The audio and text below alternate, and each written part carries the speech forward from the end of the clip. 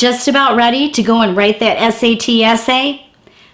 Before you go, let's talk about 10 of the most common mistakes I see my students making on practice SAT essays and try to figure out what you can do to avoid those mistakes. Stick around.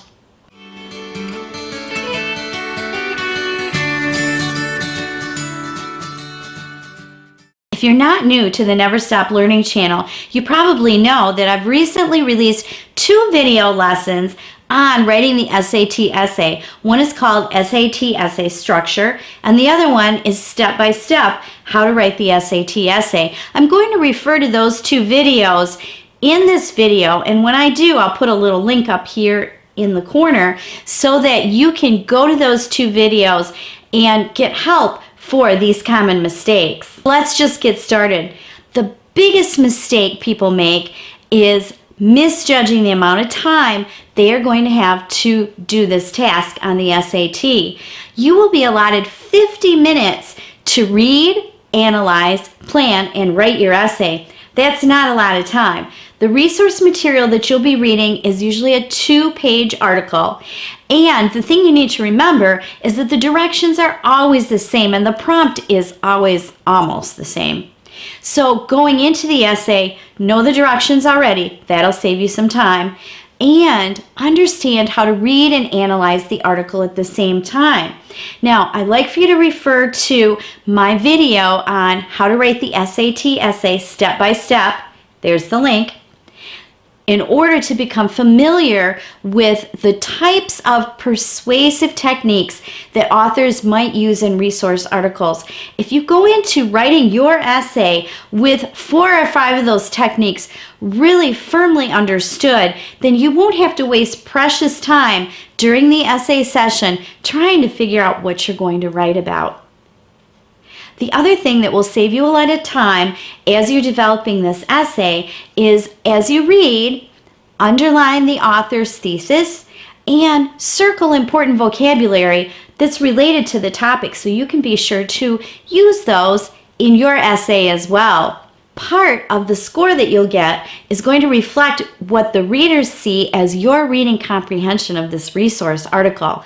So a couple ways you can show that is to, number 1, use those words that you circled as important terminology that goes along with the topic when you write your essay. The other thing that you can do is to include a 2, 3, maybe even 4-sentence introduction in your first paragraph about the background information about the resource article. What was that resource article about? Mistake number 2 that I see students making is jumping right into their thesis without giving any background about the resource article. So again, refer to my step-by-step writing the SAT essay video right up here to understand how to be prepared to analyze that text as you read. The third mistake that I see students make as they are writing this SAT essay is they fail to actually name the resource text by the title of the article, and they fail to mention the author's first and last name the first time they introduce him in the introductory paragraph.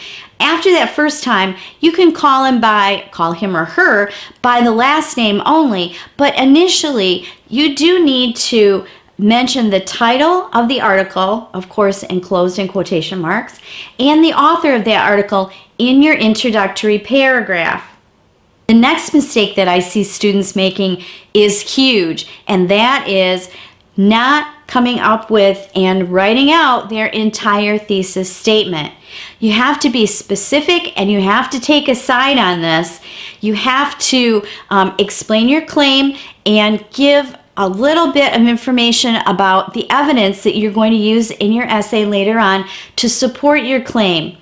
This thesis statement is huge, and if you'd like some help on how to write a thesis statement, please take a look at my SAT essay structure video, which I will link to right up here. That'll help you a lot. Another mistake that I see students making as they are writing their essay is failing to include transitions. You really need to include transition words like first, next, or some other equivalent of that as you introduce your paragraphs, and then even within ideas inside your paragraphs. And you need to make sure you have some definite transition going into the conclusion that either says in conclusion or to sum it all up or finally. This is huge in the coherency of your essay, and one of the items that you'll be scored on the writing part of the rubric for this essay is writing a coherent essay that flows. Transitions are your key to doing that. And again, just like knowing ahead of time which persuasive techniques you're most likely going to talk about in your essay, going in already knowing which transitions you're going to use is also going to aid you in time management. Another mistake that I see students making is failure to support the evidence that they're giving for their thesis. Now remember, you have a thesis where you make a claim, the author does something, as evidenced by 1, 2, 3, and then your body paragraphs are explaining evidence 1, 2, and 3. But you need to have support for each of those pieces of evidence. And I like to go with threes. 3 pieces of evidence, 3 pieces of support for each evidence. Refer to my video on SAT essay structure right here to help you out with just how to plan that out. But you do need to give support for your evidence, and that is actual quotes, facts, paraphrases from the resource text to support the evidence that you're using to try to convince someone of your thesis. Next mistake that I see students making writing practice SAT essays is that they fail to use quotes as part of their support for their evidence of their thesis. Quotes are very easy to include in your essay. Just make sure that the quote's not too long, and make sure that you use quotation marks around it and tell where that information came from. So either the author wrote this or one of the author's sources wrote this. You won't need to put a formal citation because obviously the article that you're quoting from is very short, but you will need to tell who said the quote, where the information came from. Using quotes helps a lot with varying your sentence structure, and it's also text you don't have to come up with out of your own head. Don't overuse them, but I would say 1 quote in each of your body paragraphs is a really good idea.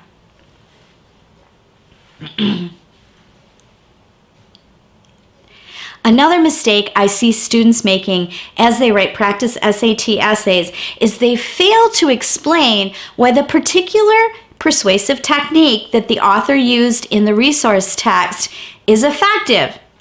That's probably going to be the last sentence in each of your body paragraphs, explaining, first of all, the evidence, that persuasive technique, giving support for it.